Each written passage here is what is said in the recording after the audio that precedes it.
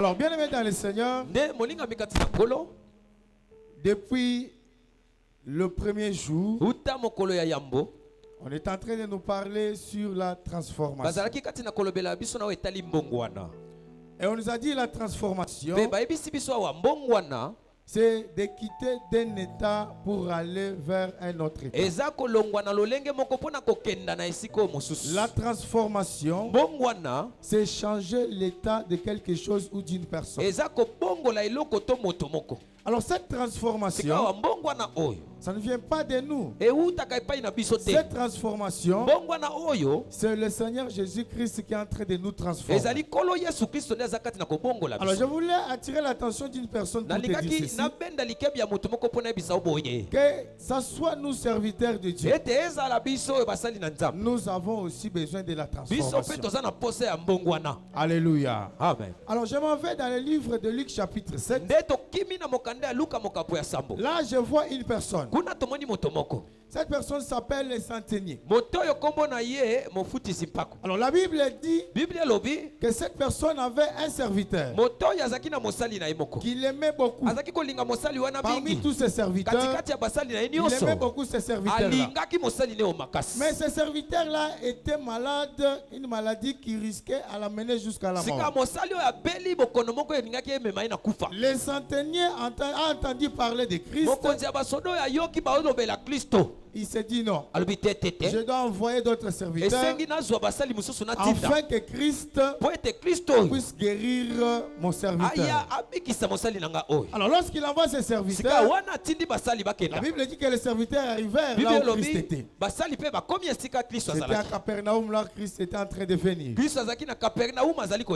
Et la Bible dit, lorsque ces serviteurs arrivèrent là où Christ était, la première des choses se sont présentées. Et ils ont commencé à parler à Christ en disant que notre maître, les centeniers, a un des serviteurs qui l'aime beaucoup. Et ce serviteur, c'est celui qui a construit pour nous des synagogues. Alors notre maître a besoin de vous pour la guérison de cet homme. Alléluia. Amen. Au moment où c'est en train de parler, Christ a accepté. Il a commencé à faire marche ensemble avec ses serviteurs. Arrivé presque près de la maison du centenier, la Bible dit que le centenier lui envoie encore d'autres serviteurs pour lui dire ceci, que maître, je ne suis pas digne que tu entres dans mon toit. Moi je ne suis pas digne que tu viennes chez moi. Mais une chose, dites seulement un mot et mon serviteur serait guéri. Dites seulement un mot et mon serviteur serait guéri.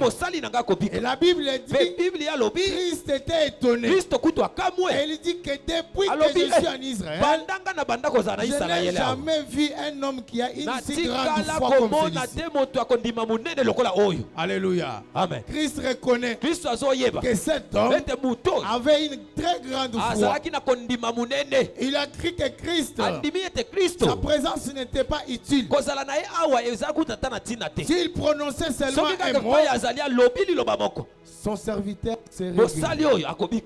Alléluia. Amen. S'il prononçait seulement un mot, quelle que soit son absence, son serviteur serait guéri. Oui, bien aimé dans le Seigneur, nous sommes pour la transformation. Mais je voulais te dire une chose, que malgré la présence des sorciers, ta transformation est déjà là.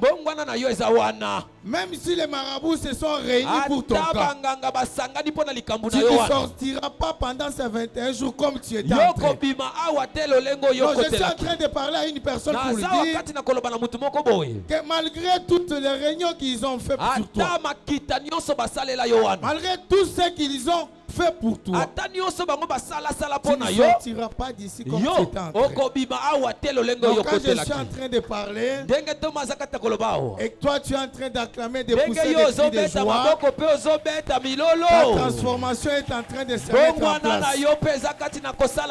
Là, Josué m'appelle. Il dit il était devant le mur de Jéricho.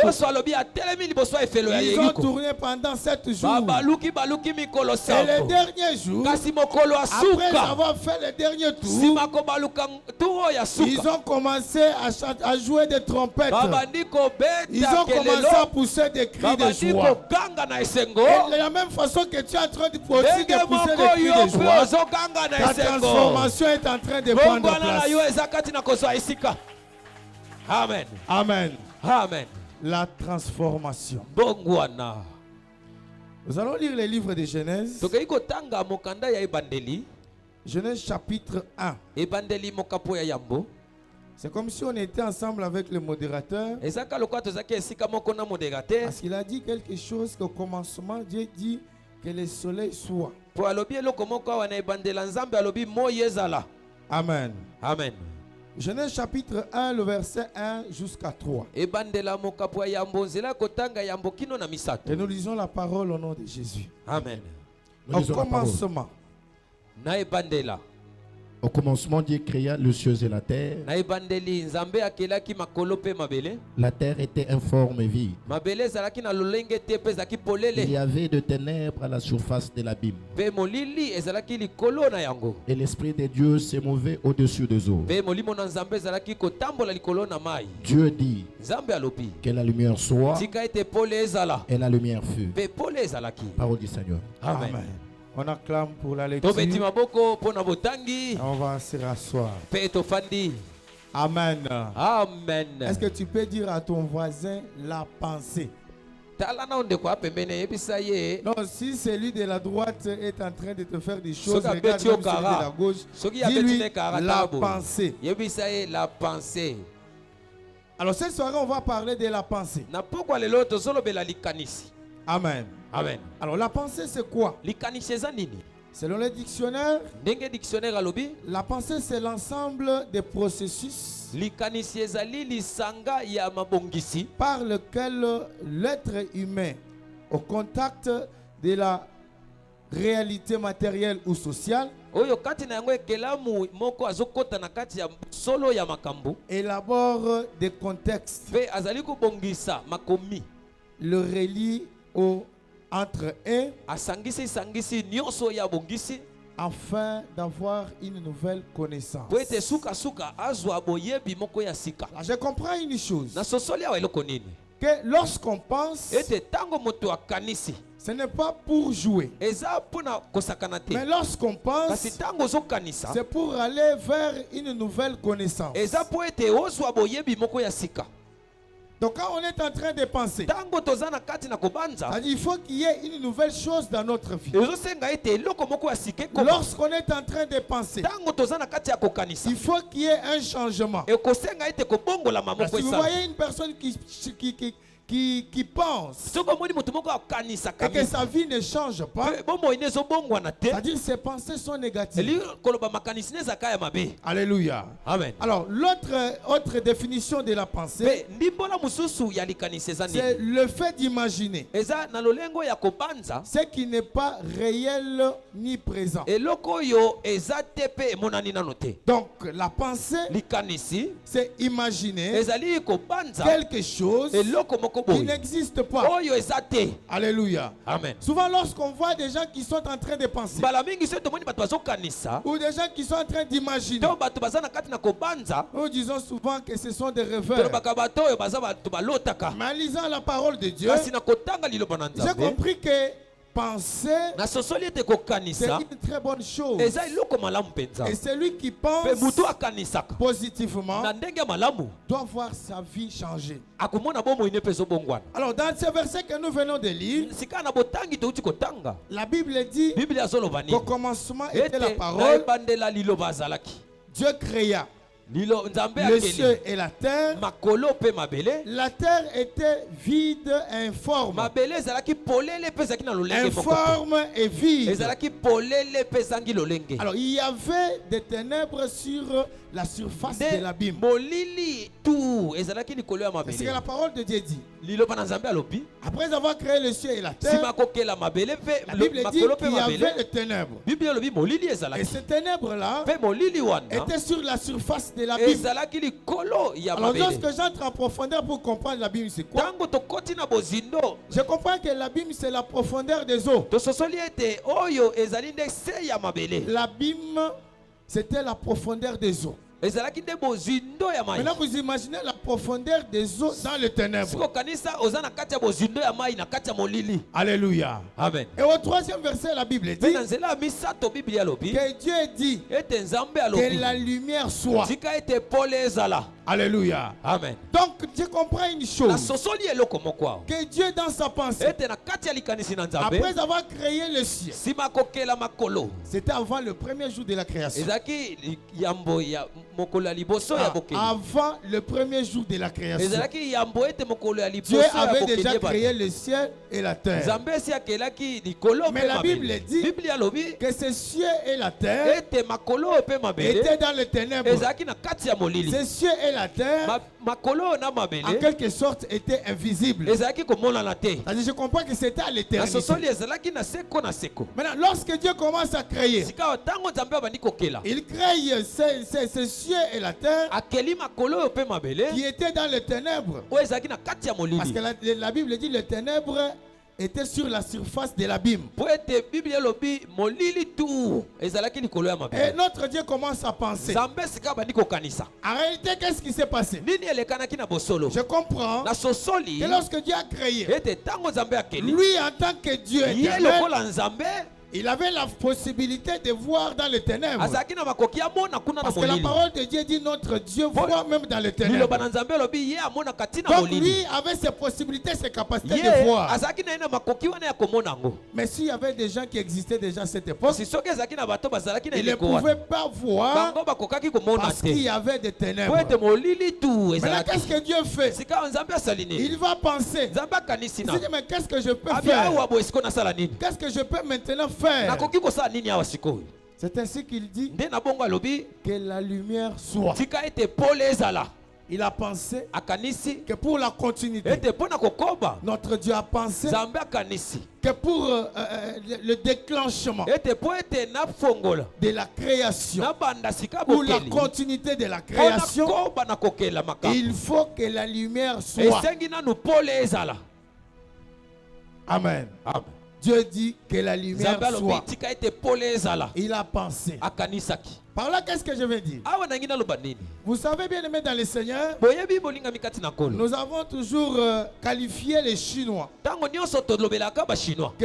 qu'ils aiment travailler pendant la nuit. Maintenant, qu'est-ce qui aide les Chinois à travailler la nuit?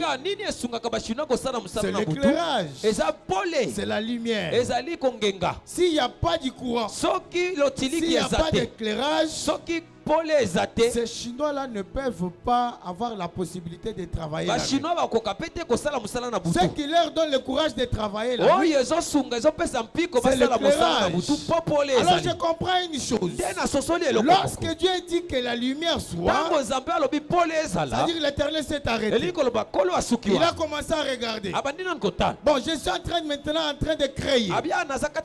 Mais devant moi, il y a de l'obscurité. Il y a des ténèbres. C'est ainsi qu'il dit que la lumière soit.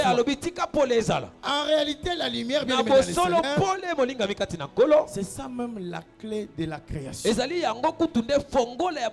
La lumière, que Dieu dit que la lumière soit, c'était la clé même de la création.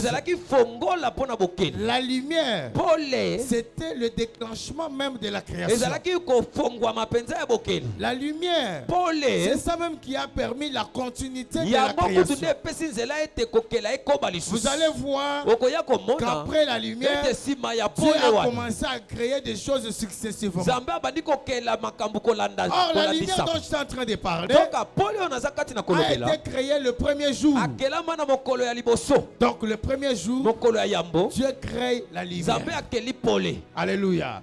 C'est ainsi que je vais dire à un enfant de Shiloh cette soirée que concernant ta transformation, tu dois penser, tu dois réfléchir pour savoir quelle est cette chose-là qui va déclencher ta transformation. Parce que la lumière, c'est ce qui a déclenché la transformation du ciel et de la terre qui était dans les ténèbres. La lumière, c'est ce qui a fait que Dieu puisse continuer la création. Alors dans ta vie, regarde bien, pense bien, réfléchis encore bien. Oui, nous sommes en train de parler de la transformation. Mais quand tu te regardes bien, quelle est cette chose-là? Qu'est-ce qu'il te faut pour le déclenchement? Qu'est-ce qu'il te faut pour la réussite de cette transformation? Dieu dit que la lumière soit. Là, je comprends que l'Éternel s'est dit, mais qu'est-ce que je peux faire si ce n'est pas la lumière? Quand la lumière vient, il y a de l'éclairage. Quand la lumière vient, on peut voir maintenant gauche à droite. Quand la lumière vient, on peut maintenant voir quelqu'un qui est en face. Alléluia. Amen. Maintenant, je voulais qu'on puisse comprendre une chose, qu'il y a une différence entre le soleil et la lumière. Alléluia. Genèse chapitre 1 verset 3. C'était le premier jour. La Bible nous parle de la création de la lumière. Genèse chapitre 1 verset 17 à 19. C'était le 4e jour. La Bible nous parle que Dieu créa deux luminaires. Et parmi ces deux luminaires, il y a eu l'un qui était grand et l'autre était petit. Le plus grand, c'était le soleil. La Bible dit que Dieu donna au plus grand luminaire le pouvoir de présider le jour. Alléluia. Amen. Et le plus petit luminaire avait le pouvoir de présider la nuit. Amen, amen. Amen. Alors, qu'est-ce qui était réellement cette lumière? Alors, lorsque je rentre dans le dictionnaire, le dictionnaire me dit que la lumière, c'est ce qui éclaire et qui rend les objets visibles. Donc, lorsqu'il y a lumière, je peux maintenant différencier les choses. Je dis ça c'est une chaise, ça c'est un panier, je dis ça c'est un tam-tam. Mais dans l'obscurité, je ne saurais pas différencier et les hommes et les femmes et les objets. Mais quand il y a lumière, je peux voir quelque chose. Alors dans Genèse, bien aimé dans le Seigneur, lorsque Dieu créa la lumière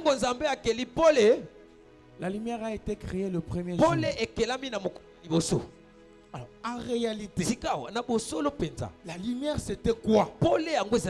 En réalité, la lumière c'était quoi? Que pouvait être cette lumière? Parce que lorsque je rentre dans cette même Bible, la Bible dit que la lumière donne le salut. Lorsque vous avez de l'éclairage ou la lumière, cette lumière vous révèle des choses. Et cette même lumière donne aussi la liberté. Alors en réalité, que pouvait être la lumière? Alléluia. Amen. On peut lire Jean chapitre 1. Jean chapitre 1, on peut commencer même à partir du premier verset, on descend même jusqu'à 9. La lumière qui donne la liberté. La lumière qui révèle des choses. La lumière qui donne connaissance à nos pensées. Au commencement était la parole. Au commencement était la parole. La parole était avec Dieu. Cette même parole était avec Dieu. Et la parole était Dieu. Et cette parole était Dieu. Elle était au commencement avec Dieu. Cette parole était au commencement avec Dieu. Toutes choses ont été faites par elle. Toutes choses étaient faites par elle. Et rien de ce qui a été fait n'a été fait sans elle. En elle était la vie. Et la vie était la lumière des hommes. Ok. Elle était la vie. Et la vie était la lumière des hommes. On continue, papa. La lumière, lui, dans le ténèbre. La lumière, lui, dans les ténèbres. Et le ténèbre ne l'ont point reçu. Il y eut un homme envoyé de Dieu. Son nom était Jean. Il vint pour servir de témoin, pour rendre témoignage à la lumière. Afin que tout croie par lui. Afin que tu croies par lui. Il n'était pas la lumière, mais il parut pour rendre témoignage à la lumière. Ok. La Bible dit qu'il y eut un homme. Cet homme était envoyé de Dieu. Son nom était Jean. La Bible nous précise que cet homme était venu pour rendre témoignage à la lumière. Donc là, je comprends que la lumière était une personne. La lumière que Dieu créa le premier jour pour éclairer. La lumière que Dieu créa pour déclencher la création, c'était une personne. Jean dit que cette lumière, elle était avec nous. Il dit que cette lumière était la véritable lumière venant dans le monde et éclairer tout le monde. Alléluia. Amen. Bien aimé, la lumière que Dieu créa, cette lumière qui a été le premier jour, c'était le Seigneur Jésus-Christ. Lorsque vous allez dans le livre de Jean chapitre 8 verset 12, il dit je suis la lumière du monde. Il dit que je suis la lumière du monde. Alors Dieu ne pouvait pas commencer la création sans qu'il y ait Christ. Donc ce soir je viens te dire une chose. Dans tes pensées, même si tu es en train de penser à quelque chose, n'oublie pas d'associer la lumière. N'oublie pas que cette lumière à tes côtés, parce qu'il est là pour t'éclairer. Cette lumière est là pour te donner la vie. La lumière est là pour te révéler des choses. Et cette lumière est là, bien aimé dans le Seigneur, pour te donner du salut. Alléluia. Amen. La lumière. Cette lumière que Dieu créa était un homme. Bien qu'il était invisible, c'était un homme. C'est pourquoi vous allez voir qu'il y a une différence entre la lumière qui était créée le premier jour et le soleil qui était créé le quatrième jour. Pourquoi il y a une différence? Je vais ouvrir une parenthèse pour te dire que le soleil ne peut pas éclairer sa lumière. Si la lumière n'est pas là, le soleil ne peut pas éclairer ta vie. Si la lumière n'est pas là, je te dis même dans tes affaires, le soleil ne peut pas t'éclairer. Si la lumière n'est pas là, je te dis tu ne seras pas transformé. Si tu ne reçois pas cette lumière dans ta vie, je te dis que le soleil ne pourrait rien faire dans ta vie. Si le soleil existe, c'est parce que la lumière a déjà existé. Si le soleil existe, c'est parce que la lumière était déjà là. Bien aimé dans le Seigneur, durant cette transformation, cherche d'abord la lumière. Quand elle vient dans ta vie, je te dis tu seras éclairé. Elle a existé avant que le soleil soit. Amen. Apôtre. Amen. Amen. La lumière. Cette lumière, c'est notre Seigneur Jésus. Pourquoi ils sont en train de déclarer? Dans ton foyer, là où il y avait du ténèbre, je déclare que la lumière soit. Tu as tant souffert dans les affaires. Tu étais en train de passer dans les ténèbres. Je déclare ce soir que la lumière qui a existé le premier tour, que cette lumière soit dans ta vie au nom de Jésus-Christ. Parce que lorsqu'elle entre dans ta vie, toutes les chaînes seront rompues. Tout ce qui est en train de te bloquer vont tomber. Toutes les barrières qui étaient devant toi vont tomber. Parce que la lumière est. La lumière. La lumière.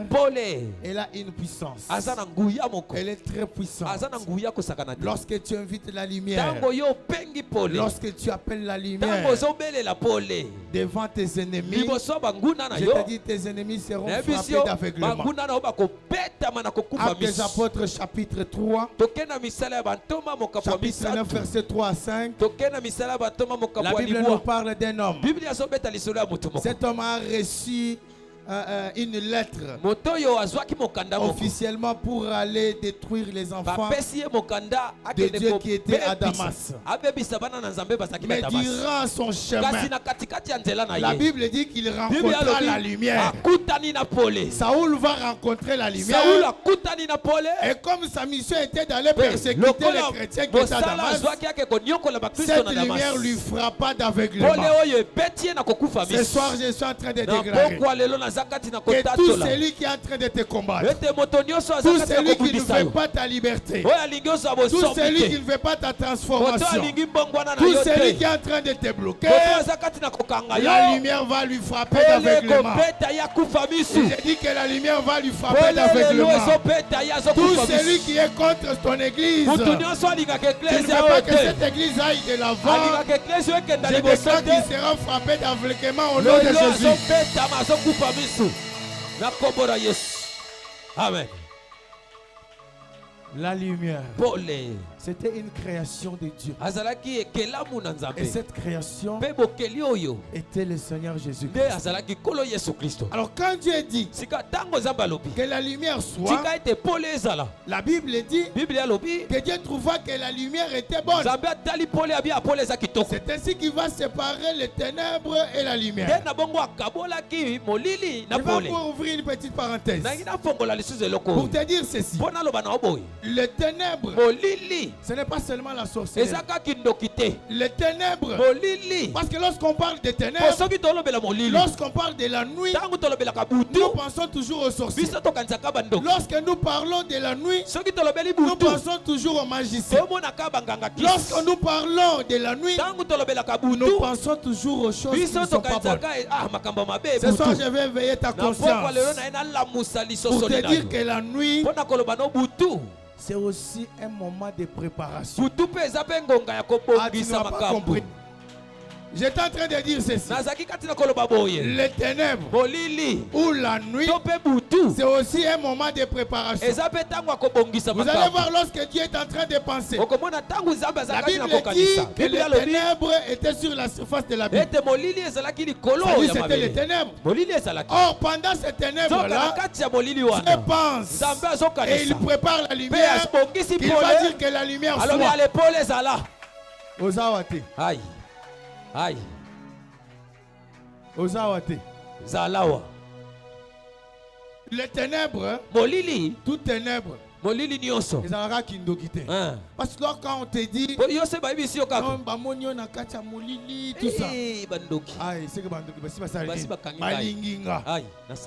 alléluia, amen. Tout ténèbre n'est pas la sorcellerie. Les ténèbres, c'est un moment de préparation. Je vais te dire une chose. Vous savez David, nous l'avons vu devant Saoul et le peuple d'Israël. Il était en face de l'homme fort des Philistins. Il s'appelle Goliath. Mais lorsque David est en train de parler en face de Goliath. D'abord, ses propres frères ont eu peur. Ils se posent des questions. De quelle façon toi tu peux pas défendre cet homme? C'est l'homme le plus puissant des Philistins. Même le roi Saoul lui-même, il a eu peur. Il a dit, mes petits, on va te tuer. Pourquoi tu es en train de parler mal de cet homme? Or, il y avait une chose. Entre Dieu et David, il y avait de l'obscurité. Avant que David soit là, David parle. Il dit, devant cet incirconcis, il ne peut pas résister. Parce que moi, j'ai combattu avec l'ours et je l'ai tué. J'ai combattu avec le lion, je l'ai tué. À qui était-il lorsque David était en train de combattre l'ours et le lion? Cela veut dire quoi? Le ténèbre qui était entre David et Dieu, c'était la préparation de David.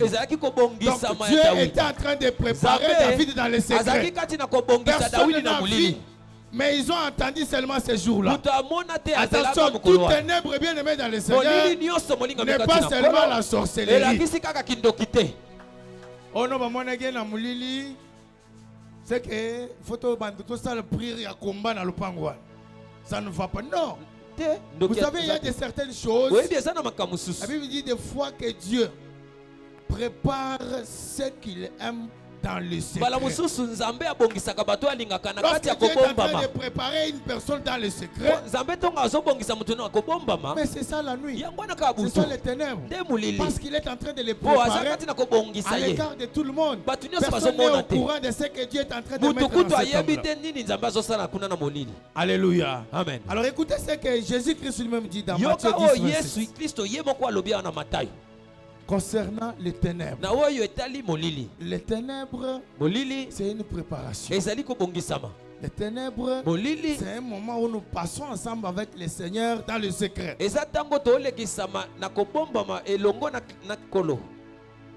Matthieu 10, 27. Ne les craignez point. Ne les craignez point. Ne les craignez donc point. Car il n'y a rien de caché qui ne doivent être découverts, ni des secrets qui ne doivent être connus. Attention, Matthieu 10, 27. Ce que je vous dis dans le ténèbre, ça c'est Jésus-Christ qui parle à ses disciples. Il leur dit ceci: ce que moi Christ je vous dis dans le ténèbre. Continuez papa. dis-le en plein jour. Dis-le en plein jour.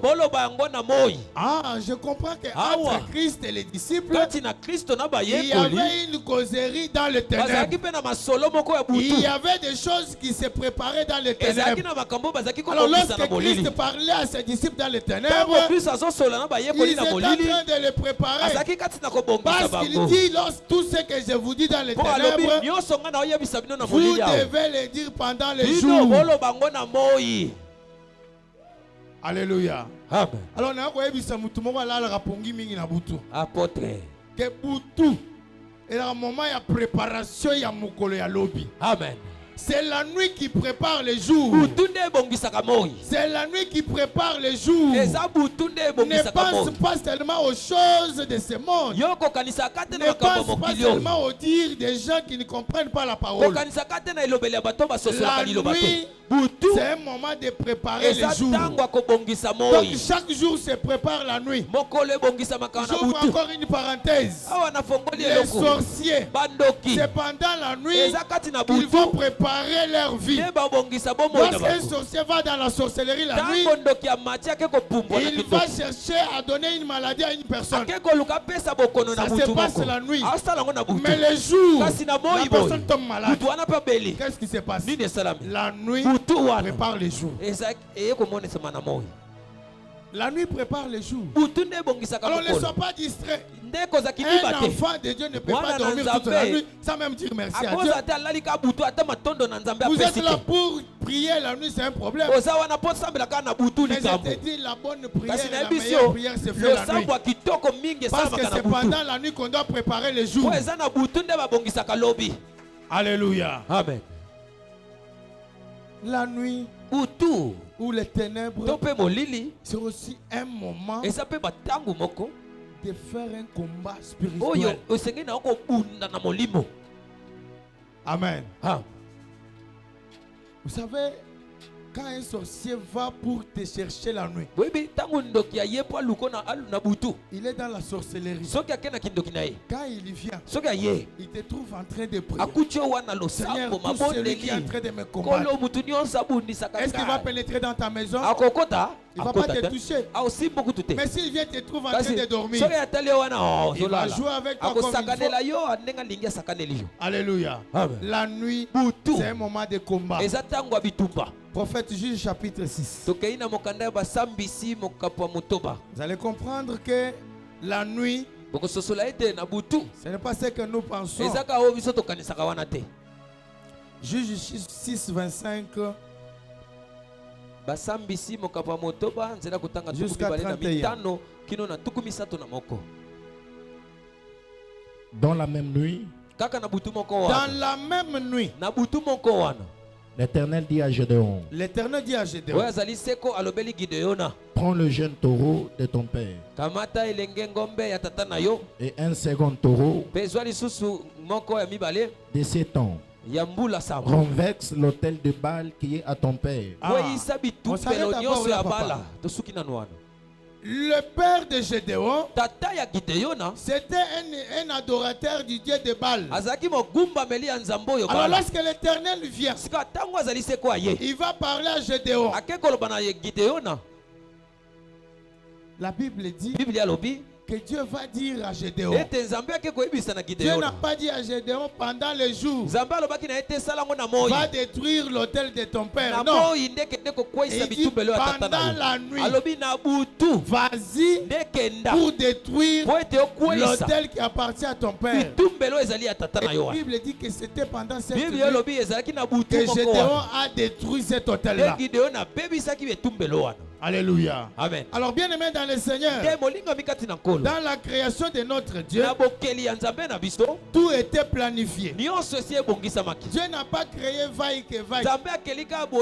Dieu ne s'est pas réveillé seulement comme ça, il a commencé à créer. Non. Dans sa création, tout était planifié. Mais dans sa pensée, tout ce que nous sommes en train de voir dans la Bible, lorsque la parole dit que Dieu dit que ceci soit, lorsque la parole dit que Dieu créa ceci, cela, c'est la pensée de Dieu d'abord. C'est que nous concevons dans nos pensées, c'est ce qu'on va vivre. Amen. L'homme vit de ce qu'il pense. Alléluia. Amen. Alors notre Dieu était organisé. Il avait tout planifié. Il a tout mis en place pour la création, pour mettre tout ce qu'il faut à la place qu'il faut. C'est ainsi que vous allez voir que Dieu n'a pas créé l'homme avant la terre. Donc c'est un travail bien conscient dans sa pensée. Dieu n'a pas créé l'homme avant la terre. Il commence d'abord par créer la terre parce qu'il sait que l'homme va habiter sur la terre.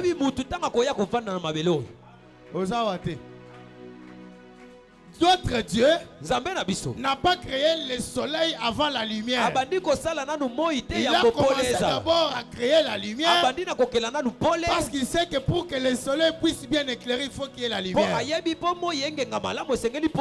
Sinon on serait toujours dans les ténèbres. Notre Dieu, il est celui qui a créé l'eau avant les poissons. Parce qu'il sait que les poissons, pour bien vivre, il faut qu'il y ait de l'eau. Mais parmi nous ici, il y a des gens qui ont créé les poissons avant l'eau. C'est pourquoi ma radio se sent la question. Au lieu de commencer par l'eau, toi tu cherches d'abord les poissons.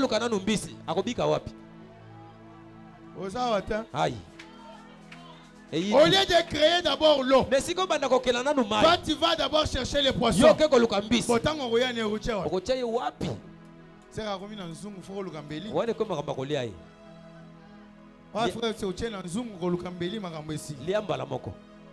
Alléluia. Amen. Notre Dieu n'a pas créé des arbres avant la terre. Parce qu'il sait que pour que l'arbre puisse mieux vivre, il faut qu'il soit enfoncé ou planté dans la terre. Mais tous en bas tous les lots. Bakero lugana nous nzete mabele zate. Bon awa o chance était wa. Béton. Faut lugana mabele libusu. Aïe. Aïe. Apôtre. Non, ne commence pas d'abord à chercher le mariage avant le travail. Non, faut n'a pas la non maramio segoya. C'est ça chercher les poissons avant l'eau. Moi so balaye. Zo moi ça dépense. Yo musalate. Yo go musalate. Ba okanga oyibi. Ogoma escroc. Ba okanga oyibi. Pour obligatoirement osana musalate. Parce que moi, c'est Nini. Attends. Même Dieu, lorsqu'au commencement, quand il crée l'homme, la Bible dit qu'il planta d'abord le jardin. Il prend l'homme, il met l'homme dans le jardin. Et il va dire à l'homme, tu vas cultiver. C'est ça le travail que Dieu a donné à l'homme. Et après il dit, il n'est pas bon que l'homme soit seul. Il n'est pas bon que l'homme soit seul. Il faut moi si azala. Parce que l'homme a zosala ni.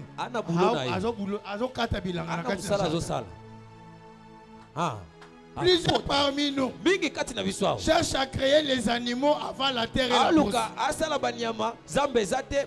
Bon, anyama nini ntabarolia mabele. Aïe. Akufa. Amen. Amen. Tout ça, c'est un travail qui a été fait par Dieu. Il a bien planifié dans ses pensées.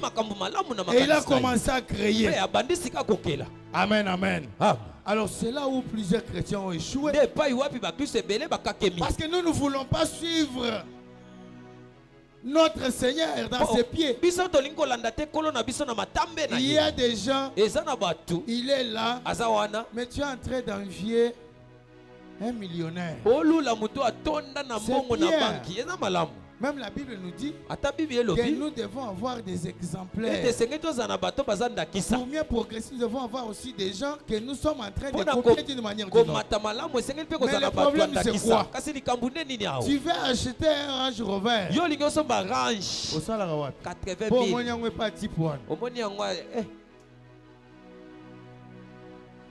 Alléluia. Amen. Bien-aimés dans le Seigneur, nous devons réfléchir. Nos pensées doivent travailler. Nos pensées doivent fonctionner. Je reviens pour te dire que nos pensées, on nous a parlé de cela le dimanche par le pensée ou la pensée, c'est une des parties qui compose l'âme. Nos pensées proviennent de l'âme, l'âme qui se trouve dans notre cœur. Alléluia. Amen. Mais je vais te dire une chose.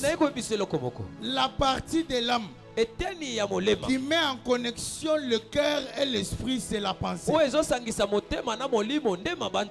la pensée, elle est très très capitale. Un homme qui ne pense pas, c'est un homme mort. Nous devons penser, réfléchir. C'est ainsi que les choses vont avancer. Vous pensez que nous sommes arrivés ici et Yeshua est devenu comme ça? Il y a eu des gens qui ont pensé. Non, il faut tout son cher. C'est de la pensée. Une pensée positive. À cette époque-là, quand la pensée est venue, peut-être il n'y avait même pas d'argent. Mais comme c'était une pensée positive, Dieu a fait que cela puisse s'accomplir. Réfléchis, bien-aimé dans le Seigneur. Tu dois mettre tes pensées en exercice pour savoir qu'est-ce qui peut déclencher ta transformation. Oui, je suis transformé, c'est bien. Maintenant, après la transformation,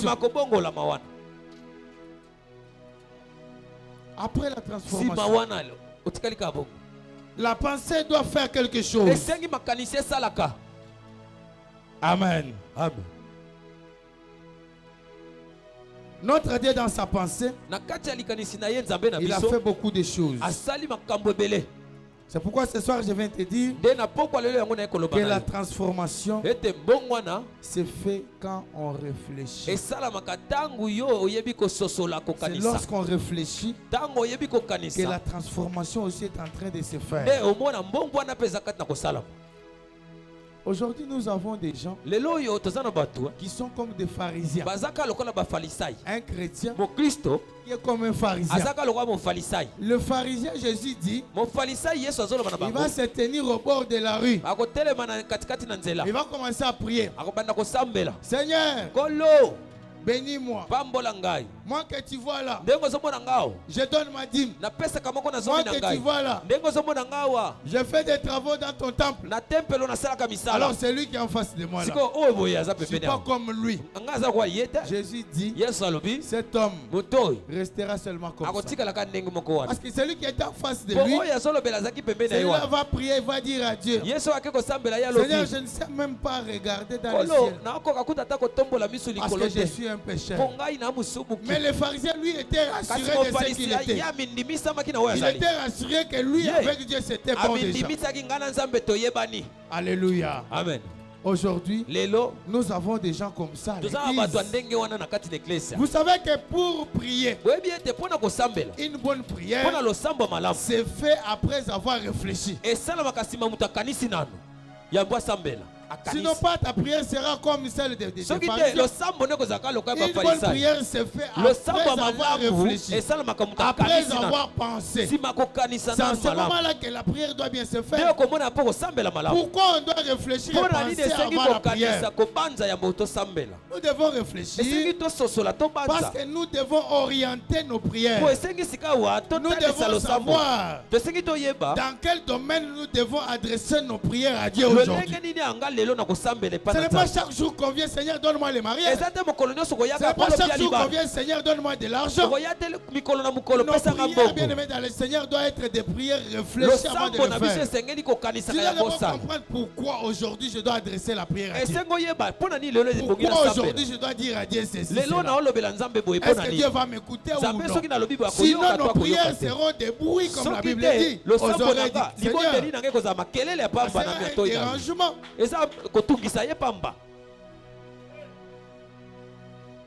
Amen. Même pour prier, nous devons réfléchir. Et plusieurs ont échoué leur transformation parce qu'ils étaient comme des pharisiens. Alléluia. Amen. Plusieurs ont échoué parce qu'ils étaient comme des pharisiens. Écoutez, aujourd'hui nous avons des serviteurs de Dieu qui vous fait ce que nous on faisait à l'université. Bana inikini bayebi. Ozwa livre to eslabis okoti na zamba. Enregistrer livre mobimba na mutu. C'est-à-dire je n'ai pas besoin de comprendre ce que ce livre-là veut dire, mais nous allons enregistrer les copier-coller. Aujourd'hui, nous avons des serviteurs de Dieu qui vous citent des versets bibliques. Il connaît les versets bibliques par cœur. Mais en réalité, il ne comprend pas ce que ces versets bibliques-là disent. Oh, notre transformation dépend de la compréhension de chaque verset biblique.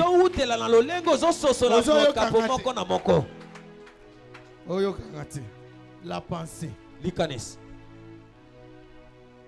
Donc la transformation dépend de la compréhension de la parole de Dieu. Aussi longtemps que nous ne comprenons pas ce que Dieu dit, vous allez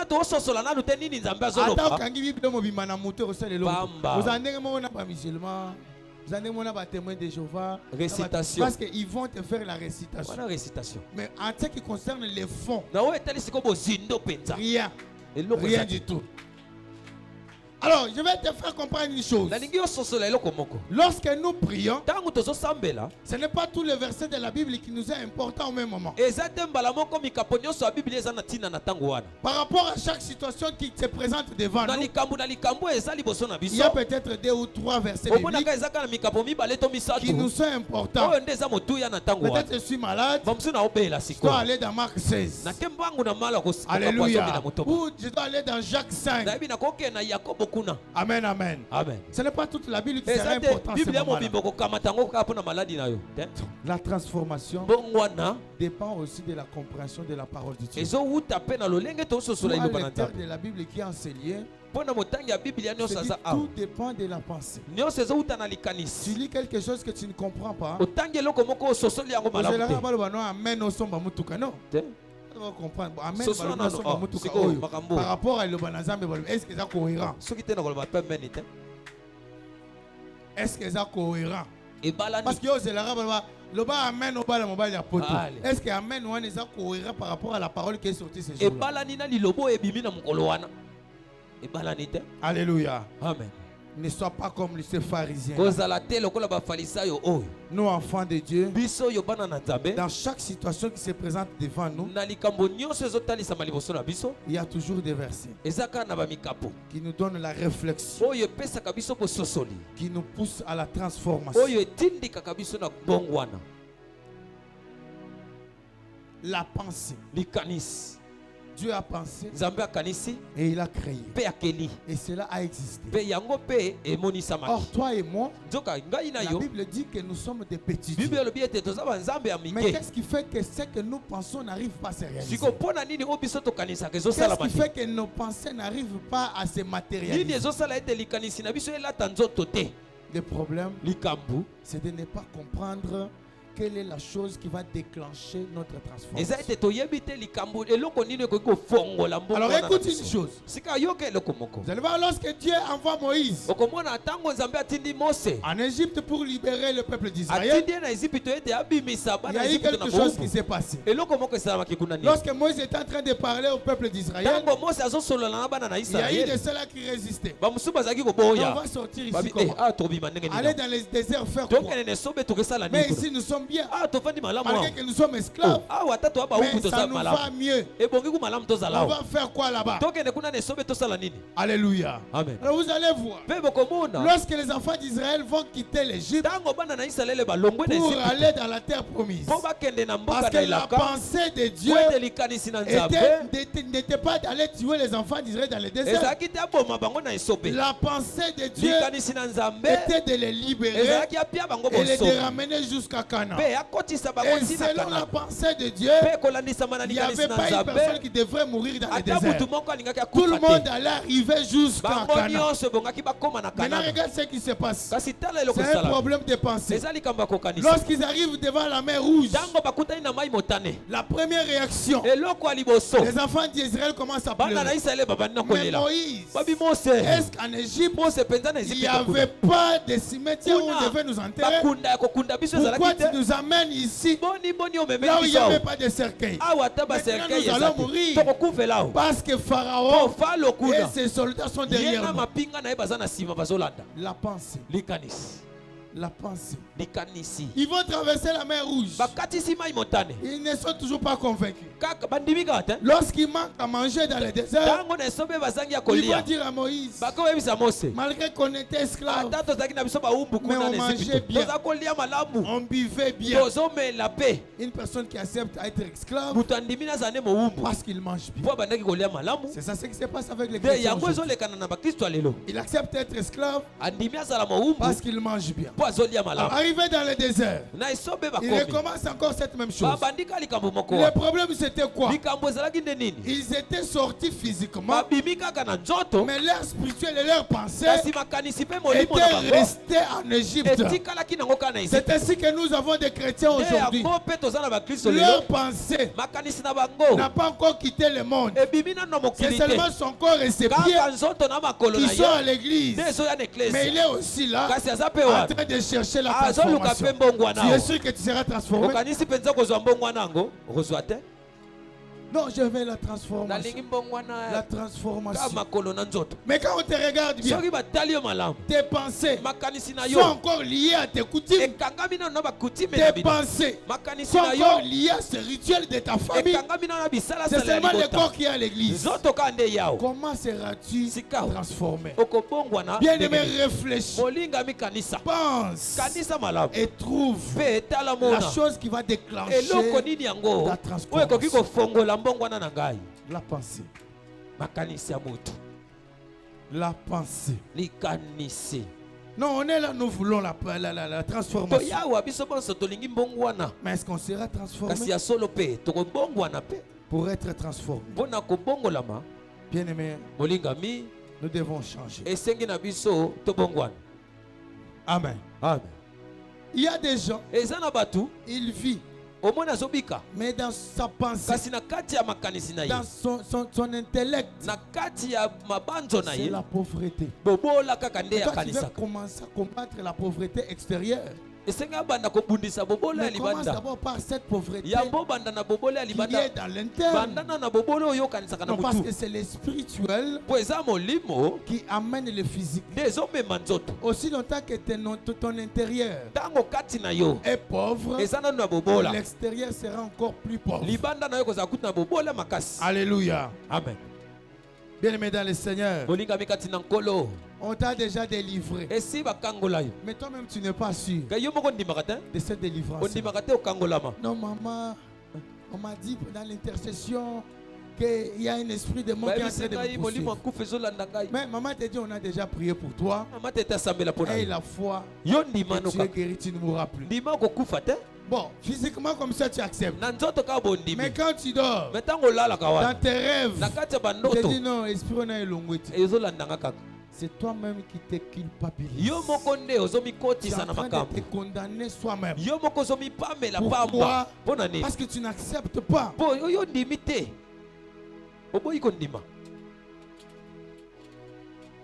Amen. Amen. Amen. Non, bien aimé dans le Seigneur, tu dois quitter. Parce que les Égyptiens, les Israélites, ils étaient égyptiens dans leur pensée, dans leur intérieur, mais à l'extérieur, ils étaient israélites. C'est ce qui a fait que beaucoup sont tombés en cours de route. Parce que leur pensée ne croyait pas qu'ils vont entrer dans la terre promise. Je vais dire à une personne, aussi longtemps que tu ne crois pas que la transformation qu'on te prêche a déjà changé ta vie, rien ne va aussi pas changer. Aussi longtemps que tu crois que la maladie que tu avais, tu es déjà guéri, je te dis la transformation sera une histoire pour toi. Alléluia. Amen. Les Israélites, ils étaient sortis, mais leur pensée était restée liée en Égypte. Parce qu'à tout moment, leur référence était toujours l'Égypte. Quand on était, quand on mangeait, quand on faisait, tu es aussi là. S'il y a tellement une petite souffrance dans ta vie, tu oublies que tu es pendant la transformation. Quand j'étais encore dans le monde, quand je buvais, je ne manquais pas un verre. Je ne manquais pas de l'argent. Mais depuis que je suis en Christ, c'est quoi au juste? Le monde est bien par rapport à Christ. Alléluia. Ce soir, je suis en train de déclarer que ta pensée qui était restée en Égypte, ta pensée qui était restée dans le monde, ta pensée qui était liée dans des coutumes, ta pensée qui était liée dans des rituels de famille, que cela soit libéré au nom de Jésus-Christ. Tu dois être libéré. Tu dois être libéré. La transformation doit commencer d'abord par ta tête. C'est ta tête qui doit être d'abord transformée. Non, bien aimé dans le Seigneur, tu as prié, mais rien ne change. On a imposé des mains. Donc, toutes sortes de mains ont été imposées sur ta tête là. Mais rien ne change. Je veux que ce soir tu puisses prendre une décision. Que ça suffit. Est-ce que tu peux dire à ton voisin ça suffit? J'ai beaucoup souffert, maintenant ça suffit. J'ai beaucoup prié, maintenant ça suffit. J'ai beaucoup recherché, maintenant ça suffit. Prends cette décision-là. Ça suffit. Aujourd'hui, je dois partir avec ma transformation. J'ai beaucoup souffert avec cette maladie. Maintenant ça suffit. Aujourd'hui ça suffit. Aujourd'hui, ça suffit. Oui, bien aimé dans le Seigneur. Tu as beaucoup souffert. Tu veux la transformation. Mais la transformation cherche que tu changes. Tu dois changer. Si tu ne changes pas, rien ne va se passer. Ça suffit. Les choses doivent changer. Ça suffit. À mon foyer là, les choses doivent changer. La maladie là, les choses doivent changer. Dans mon église, les choses doivent changer. Ce que nous avons subi, cela ça suffit. La lumière doit pénétrer. La lumière doit nous éclairer. La lumière doit prendre place au milieu de nous. Ça suffit. Ça suffit. Pour être transformé, tu dois changer ton système de pensée. Pourquoi toi tu penses toujours aux choses négatives? Non, nous dans notre famille, même si nous sommes des licenciés, mais on ne peut pas avoir un bon travail. Même si nous sommes de belles femmes, on ne peut pas avoir de bons mariages. Pourquoi tes pensées sont toujours négatives? Je te dis aujourd'hui, prends la décision pour dire que ça suffit. Prends la décision pour dire que ça suffit. Si tu crois, je te dis ce soir, la lumière va pénétrer dans ta vie. Si tu crois, je te dis que la lumière va pénétrer dans ta vie et quelque chose va se passer. Maintenant écoute une chose. Nos pensées sont dépendants de notre environnement et notre entourage. C'est un problème. Nos pensées dépendent aussi de notre entourage. Tu veux la transformation. Quel est ton entourage? Tu veux la transformation. Quel est ton environnement? Vous savez, il y a des gens, tu es entouré par des voleurs, mais tu finiras toujours par être voleur. C'est ton entourage. Tu es entouré par les putes, les prostituées, mais tu es en train de chercher le mariage. Non, tu finiras seulement comme ça. Il y a un adage français qui dit: dis-moi qui tu côtoies, je te dirai qui tu es. Alléluia. Donc la personne que tu es en train de côtoyer, s'il est une bonne personne, tu seras aussi une bonne personne. Quel est ton entourage? À partir de ce soir, tu es entouré par les mauvaises personnes. Bien aimé, je te dis, la transformation dépend aussi de ça. Change cet entourage-là. Cause un entourage moko. Oyo, batwa boulara fufu.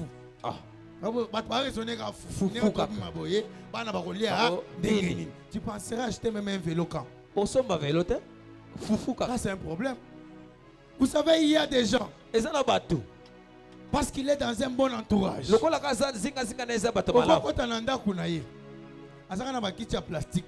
mais quand tu entres comme ça, on dit ah, mais quand tu entres dans sa maison, tu trouves que donc il a bien classé chaque chose à sa place. Et ça fait même la beauté de la maison. Mais tu iras quelque part où il y a une très grande maison, bien construite, dans des critères. Mais quand tu entres dans la maison,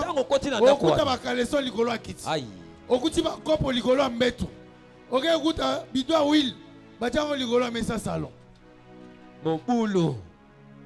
Et tu attends la transformation. Non, d'abord tes pensées doivent changer. Tes pensées doivent être transformées. Quel environnement tu as? Ton entourage, c'est quel entourage? Il y a bateau balingara longola bazemi.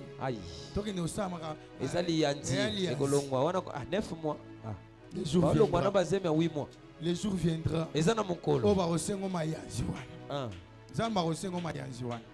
Oyo longola longola. Mokolo ezali au Christ osengo mayanzi wana.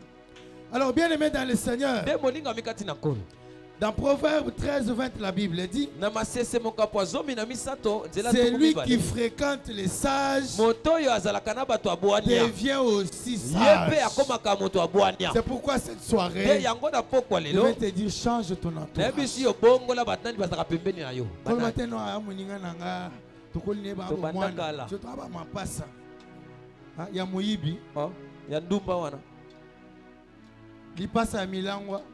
Qu'est-ce qu'il va t'apporter? Change ton entourage. Change même ton environnement.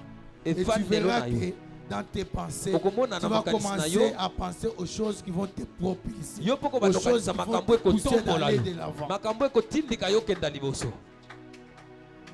Je n'ai jamais vu une personne qui a des pensées positives, mais dont sa situation ne change pas. C'est impossible.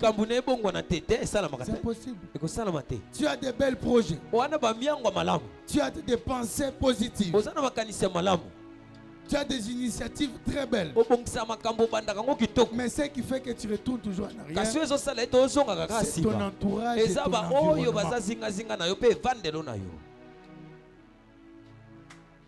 Amen. Nos pensées là, vous savez, c'est lui qui a réfléchi. Même sa façon de s'habiller. Comment est-ce que Moutou avant Allah ta salinine? Akanisaki. Avant Allah ta salinine. Akanisaki.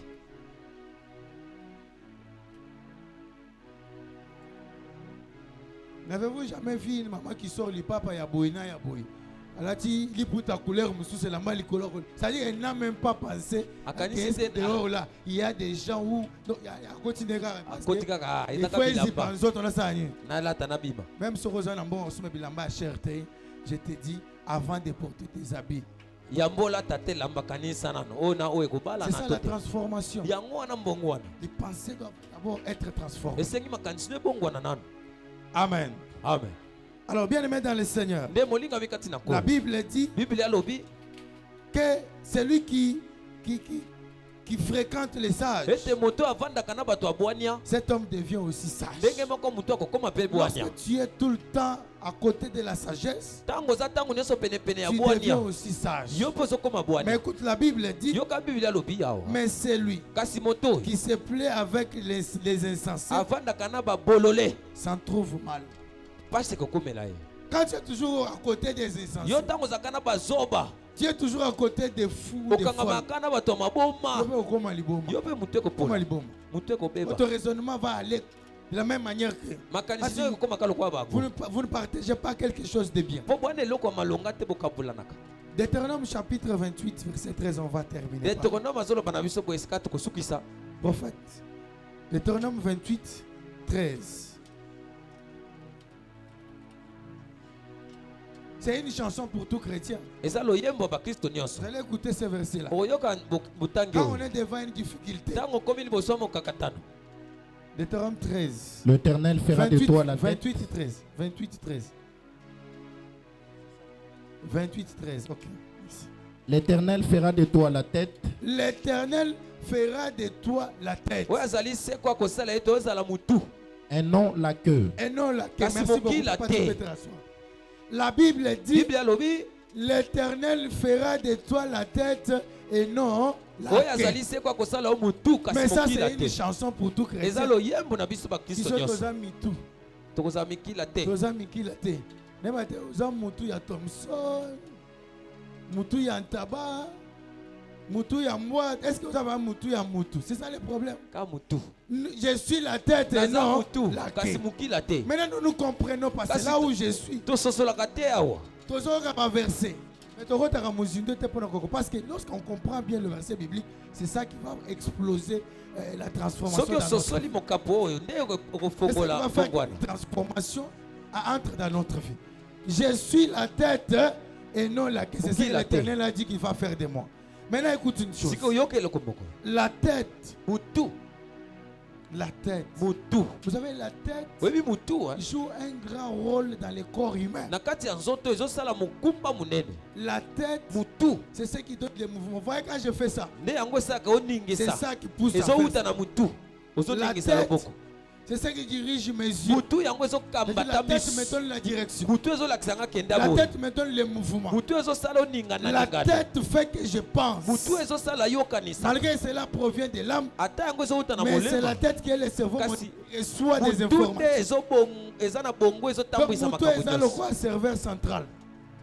Donc ce roi Betty A fait que non un serveur central. A ma Betty, il faut n'alia, il faut y aller mati et comme yao. Cerveau a reflété, c'est à ce moment-là que même tout ce qu'on fait parler, l'information quitte d'abord, l'âme va vers le cerveau. Maintenant, lorsqu'on dit que je suis la tête, être la tête, c'est avoir une pensée supérieure. C'est pourquoi la Bible dit que la pensée de Dieu, elle est tellement supérieure par rapport aux pensées des hommes.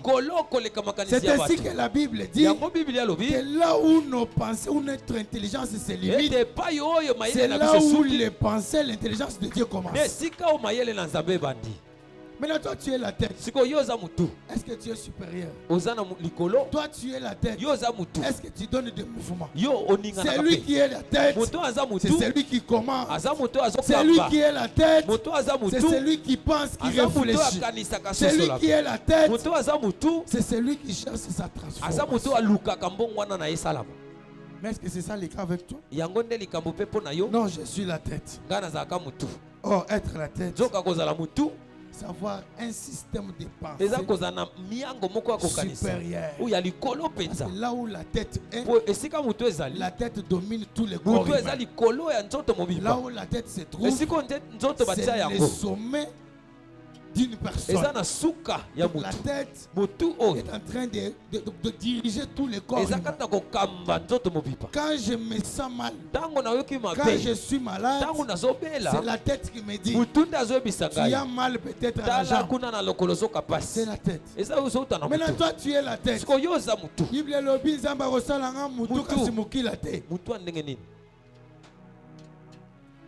Je suis la tête et non la queue. Bien aimé dans le Seigneur, nous devons comprendre cela. Nos pensées doivent travailler. Nos pensées doivent réfléchir. Nos têtes doivent être réellement de véritables têtes. La transformation qui te cherche, c'est d'abord dans la tête. Si la tête est transformée, je te dis tout ce que la tête va te commander à faire, ça sera toujours transformation sur transformation. Si la tête est transformée, je dis tout ce que tu vas toucher, cela sera toujours transformation sur transformation. La pensée, à cause de la pensée, Dieu a créé la lumière. À cause de la pensée, Dieu a créé le ciel et la terre qui est maintenant visible à nos yeux. À cause de la pensée, Dieu a rempli remplit les cieux et la terre. Des sortes de créations. Ce soir, tu veux la transformation. Cherche qu'est-ce qui peut la déclencher. Que le Seigneur bénisse sa parole.